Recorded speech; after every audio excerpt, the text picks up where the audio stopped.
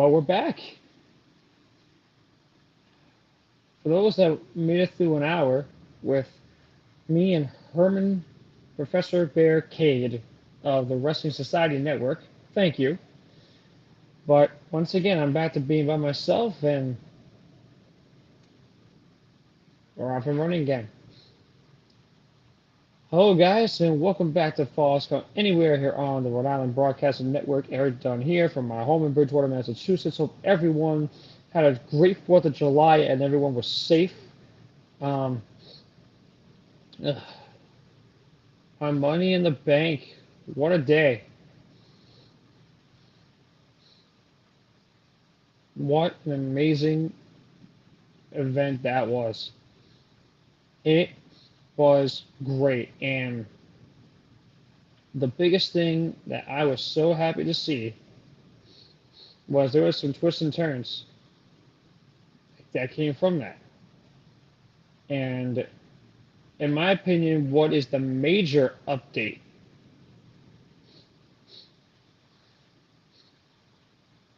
is a very interesting thing. And the biggest thing about it in my eyes is this.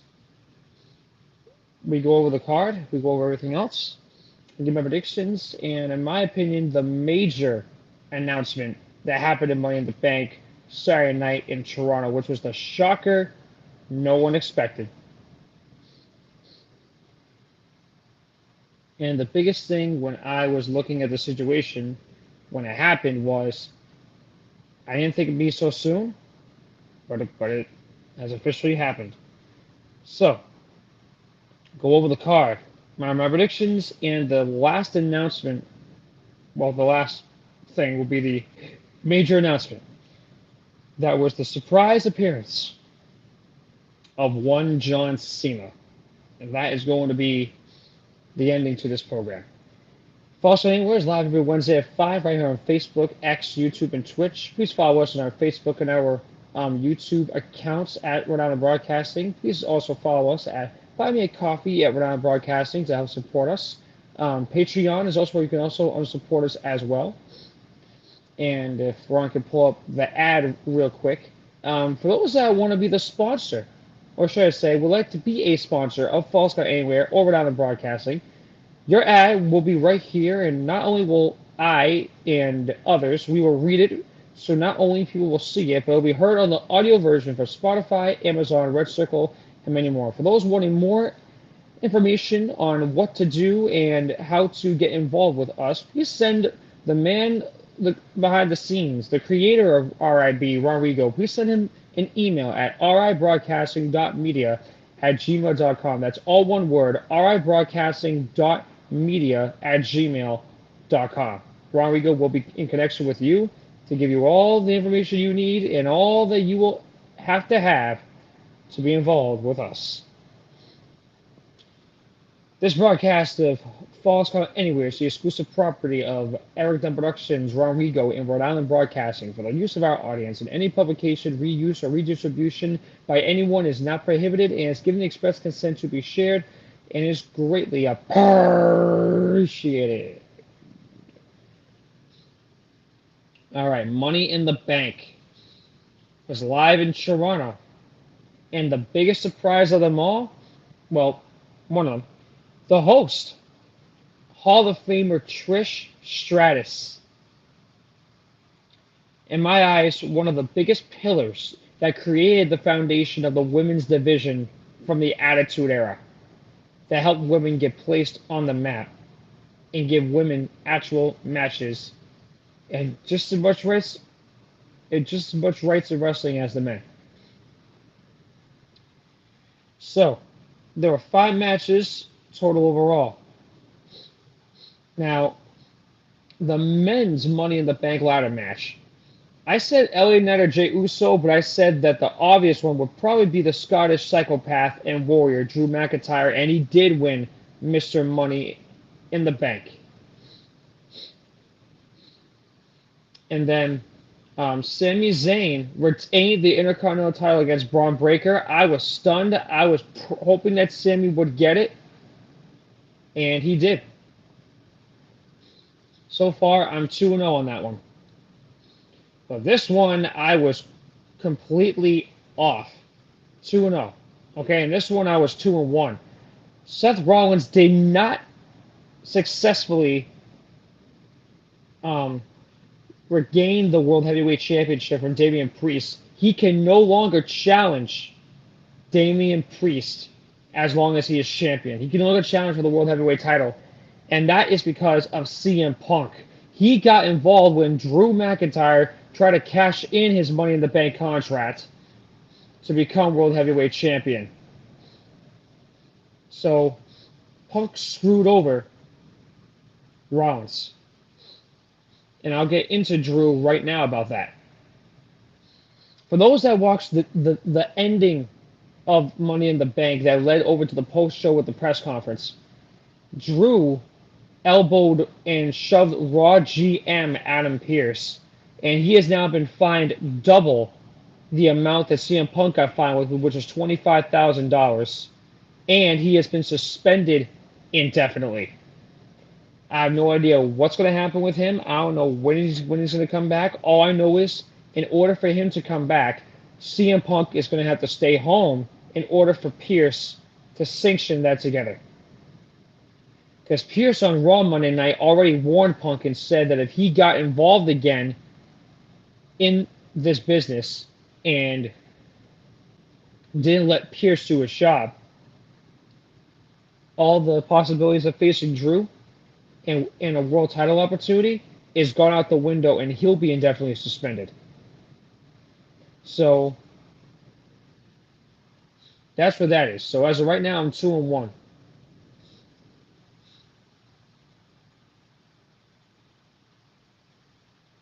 Yep, I was right. 2-1.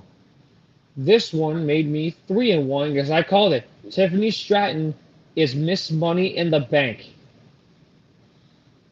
and I'm so happy that she got it. I think she's going to do very good with it. And unfortunately, 3-2 with this one. The Bloodline defeated the American Nightmare, the Apex Predator, and the Prize Fighter. Rose, Orton, and Owens, they couldn't do it.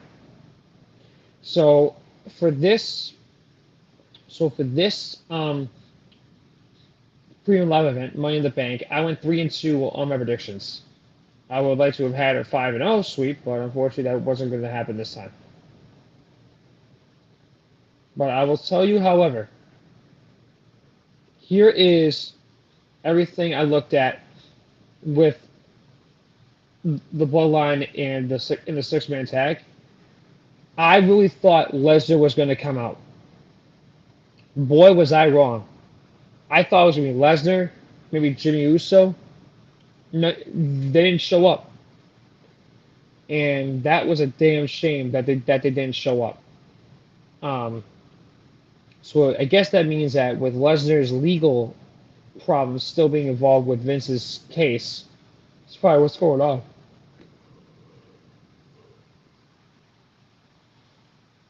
Man, I'm getting bored talking about it now. I don't know why. But I mean, like, it's just sad, because I really thought it was slated to be a big return, and unfortunately, it wasn't.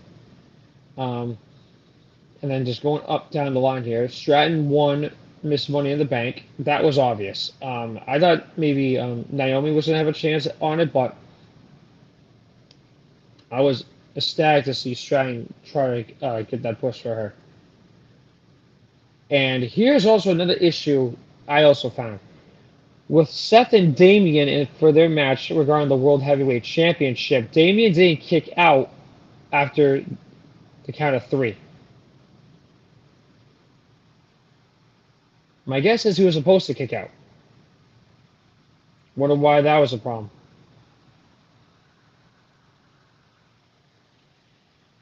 But Seth on Raw Monday night warned Punk, telling him that he needs to stay out of his way, and once he is cleared to compete again, Seth's going to pay him back.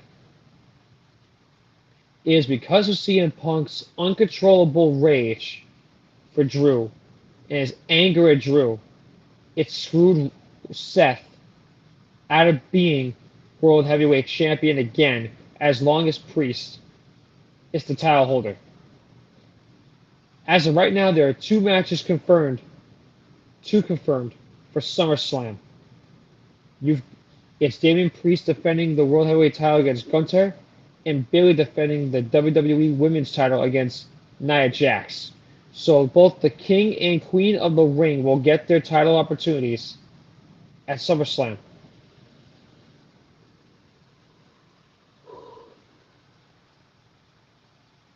That is confirmed. Um, Cody, I'm not too sure about right now.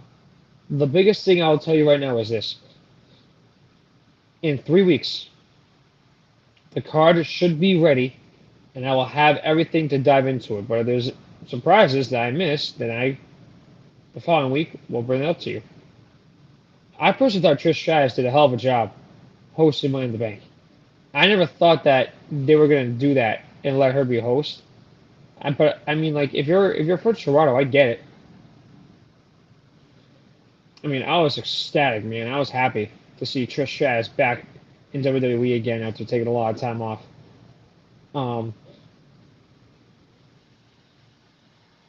The SmackDown fall will be interesting regarding the Bloodline. But now we got to get to what's really important for this week, and that is John Cena, a 16-time world champion and arguably the greatest of all time, came back at Money in the Bank and surprised everyone. So something that they've been doing differently on Peacock is they actually have a noise meter. You should have heard how loud that building got. It was shaking. The camera was shaking. That's how loud it was. The world got hit with some really devastating news around the wrestling world. And this is it right here. The 16-time world champion made a surprise appearance at Money in the Bank and confirmed the rumors he heard from earlier on during the day. That rumor is announcing that his retirement was coming, sending the Toronto crowd into a frenzy wrought with the chants of the word no. Carrying a towel that slightly altered his trademark "My time is now" catchphrase to say "the last time is now." Cena's shirt read "John Cena Farewell Tour," hinted at he would soon make clear. This wasn't an intimate goodbye, but a seemingly slow progression that would include plenty of laughs. And the biggest thing I want to tell you about as well is this. Before I read to you more information about that, on WWEshop.com, Cena has some very interesting apparel for this. So as I mentioned this to you earlier, Cena, his shirt is kind of like altered by his towel. So the towel said that the last time is now. That was accurate. On the shirt, however, it says on the front, so on the side sleeves, it says "Never give up," and the usual "You can't see me." On the front, it says "The last time is now." John Cena 2025 Farewell Tour. On the back of his shirt, it has a door, and on the door it says, "After this, you can't see me."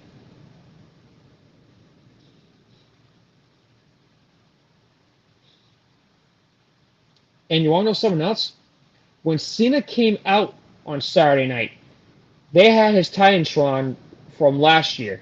So they had the blue and orange. They just and here's how I knew it wasn't going to be a good sign. Here's when I knew it was going to be 2025 was his last year, because the shirt gave it away. The shirt gave it away. The towel gave it away, and then the back of his shirt gave it away even more. If you're not that intelligent and you can't understand the words, the last time is now, John Cena Farewell Tour 2025, you can't be that stupid if you looked at the back of John's shirt and saw on an actual door printed on the back of his shirt, after this, you can't see me. That means Cena is officially done next year. Here's the information that I have for you on that. After praising the Toronto fans for being some of the most dedicated in the world for Canada, the greatest of all time made it clear that he wanted to be there when WWE makes history debuting Raw on Netflix, but also stated that the 2025 Royal Rumble and Elimination Chamber would be his last, as well as WrestleMania 41 in Vegas. While it initially seemed as though Cena would hang up his wrestling sneakers for good after WrestleMania, he clarified at the post-show press conference his retirement tour will take place for the entire calendar year of 2025, from January to December, with approximately 30 to 40 matches planned. He also said that even after he retires from in-ring competition, he will still be part of WWE in some capacity for an extended time to come, personifying what the remains of his competitive spirit says. If you're a WWE superstar, if you want some, hurry up and get some, leaving the fans in Toronto and at home all over the world to wonder about a series of potential dream matches they hope to see become a reality as Cena's swan song gets underway.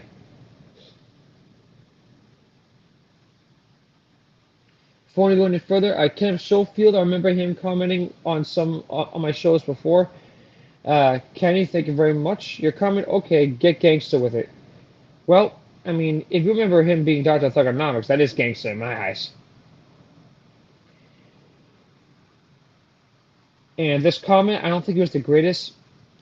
I will always say that Cena is the greatest in. I'll say he's the GOAT. Here's why. He may not have had the numbers in the ring as a Roman Reigns, but outside of the ring, no one ever compelled to the work he put in for this company. If you look at his accomplishments, he's a two-time Royal Rumble winner. He's a Money in the Bank winner. He's a four-time Slammy winning Superstar of the Year, 16-time World Champion, 5-time United States Champion, I believe a 4-time Tag Team Champion, and he's has more Make-A-Wish grants than anyone in the history of that company. John Cena is a global inspiration who's going to get a proper send-off next year. I will tell you right now, John Cena was never involved in any scandals. He was never involved in any trouble with the law. He did everything the right way. This is one of the most cleanest guys in the history of WWE. He did nothing wrong. He never got suspended. He never got fined, unless he had to get it. And he did everything by the fans. Believe me when I tell you, I know that a lot of people hated him as a face because they wanted him to turn heel. But everybody now, arguably the last 3 years or so, they all miss him. So do I. We all miss him. And I think the fact that we're going to get spoiled with an entire 2025 of him, it's going to make 2025 a very special year for WWE. And I will tell you right now, and I'm on record for saying this, it will be one of the most saddest days in the history of this company and this industry when Cena is officially gone. The Royal Rumble in February in Indianapolis, the Elimination Chamber, I believe that March, and then WrestleMania next April in Vegas. It is going to be such an emotional times for Cena, because those will be the last 3 of his career. And don't forget, he's won the Rumble twice. He's been in Elimination Chamber matches and has won, either as champion or to become the #1 contender And at WrestleMania, he's made so many moments that you're never going to forget. But here's what I can take away from this. He's not opposed to winning the Rumble again and winning the 17th World title and breaking Ric Flair's record. However, it also sounds like to me that he's finally going to win a match. Don't forget, I think as of right now, he passed a little bit over almost 2,200 days since he last won a singles match. I think that number is going to continue until he actually faces someone else. But at least we know that Cena's actually going to win. It sounds to me like Triple H and Nick Khan is going to give this man the send-up he deserves. I think a lot of blasts from the past, like a lot of old faces are going to come back for him. Because you know what? A lot of people have a lot of respect for John. A lot of people love John. And, you know, I think we're going to see a lot of grown men cry over him, man. Who knows? I might be one of them. Because it is one thing I've always admired about Cena's career and his story. He's a guy that came from nothing and made himself into, in my eyes, the GOAT of WWE. And he's one of the greatest of all time in the history of this industry. He may not be the greatest when it comes to in-ring ability, but when it comes to being on the microphone, when it comes to being on the microphone, cutting a promo, connecting with the audience, and building that bond, no one does it more. No one does it better than Cena. I mean, I got a top 5. Cena's definitely in the top 3.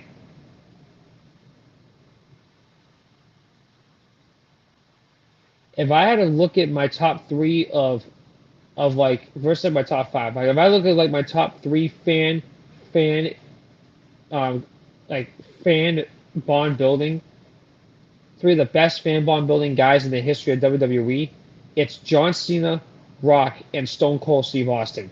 Those 3 in my eyes are 3, or if not 3, of the most electrifying wrestlers in the history of WWE. 3 of the most. They're 3 of the best in this industry, period. I'm just going to tell you, it will be a very sad day when he is gone. It's going to be. It's going to be gut-wrenching. And I know no one is looking forward to when that day comes, but at least we now know that in 2025, that day is going to come. But folks, with that being said, next week's broadcast is going to be SmackDown and Raw results. We're going to dive into any updates on SummerSlam and once we know some things a little bit further. Biggest thing is SummerSlam right now is about 3.5 weeks out. That card's about to fill up quick. But I also will tell you this as well. There's a pre-owned live event. I'm going to close out with this. There's a pre-owned live event coming in October. They're bringing back an old school pay-per-view. It's Bad Blood from Atlanta. Do you guys remember Bad Blood? How excited are you? Because I'm stoked. WWE, it's got some good things happening overall. But they got to hit Cena's retirement tour off really well and finish it well. Hopefully it's a grand slam. Knowing how much he's done, I'm sure they're going to make it like that. So, folks, that's everything for right now. And so until next week, this is Erik Dunn saying so long and thank you from my home in Bridgewater, Massachusetts. This has been a presentation of Falls Count Anywhere here on the Rhode Island Broadcasting Network. Next week, guys, we'll tune in. I'll give you more updates. And thank you all so much for watching and listening.